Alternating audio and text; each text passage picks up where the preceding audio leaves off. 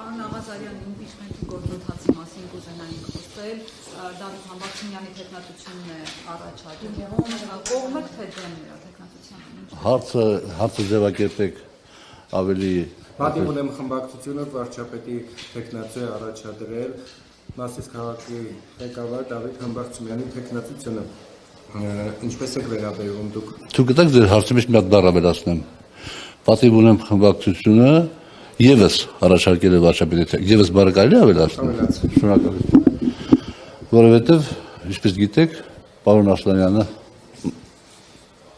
եւ ես առաջարկել էինք հանդես եկել նախաձեռնությամբ եւ պարոն Էդմոն Մարուքյանին մետի գործընթաց սկսելու համար։ Հիմա մեզ դեռևս չեն միացել մեր գործընկեր պատգամավորներից, բայց այո, իմացանք, որ Պատիվ ունեմ խմբակցությունը նույնպես հանդես է եկել նախաձեռնությամբ եւ առաջարկել է Դավիթ Համբարձումյանի թեկնածությունը, ում ես ճանաչում եմ բավականին լավ եւ բավականին լավ կարծիք եմ, բայց մենք ունենք մեր դիրքորոշումը եւ այսօր տեղի չեն ունեցել այնպիսի իրադարձություններ, որ մենք մեր դիրքորոշումից շեղվենք։ Այս դա նշանակում է, որ դուք եւ պարոն Ասլանյանը չեք միանա։ Այո։ Իսկ ձեր նպատակը Նիկոլ Փաշինյանին հեռացնելն է, թե պարտադիր ձեր թեկնածուին առաջ տանելը։ Մեր նպատակը, մենք երկու նպատակ ենք հետապնդում։ Մեկը Նիկոլ Փաշինյանին հեռացնել եւ մյուսը 26 թվականի ընտրություններին գնալ այն վստահությամբ, որ կձևավորենք մի իշխանություն, որը կլինի նորագույն պատմության մեջ ամենալեգիտիմը։ Եվ այս իմաստով մենք գտնում ենք, որ պարոն Էդմոն Մարուքյանի թեկնածությունը ամենանպատակահարմարն եւ ընդունելի եւ քաղաքացիական պայմանագիր խմբակցության մեր գործընկերների համար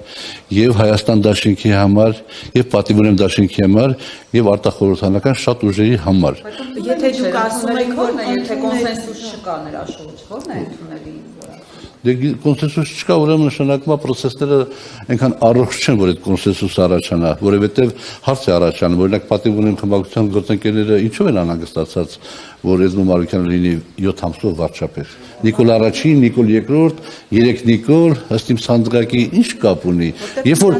ներողություն, հա բան չեմ ասում, աշխատել են իհարկե, եւ հենց այդ աշխատելու հանգամանքն է բերում այն համոզման, որ շատ ավելի հավանական է, որ քաղաքացիական պայմանագիր խմբակցությունից գործընկերներ միանան Էդմոն Մարուքյան, Հովիկ Աղազարյան, Հակոբ Ասլանյան եղրյակին, քան նույն իմ կողմից հարգված Դավիթ Համբարձումյանին։ Եվ մենք ինչ կունենանք, մենք կունենանք 7 ամսվա ժամանակ, որի ընթացքում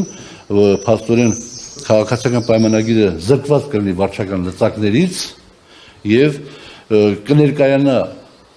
կներկայանա ժողովրդին իր ծրագրով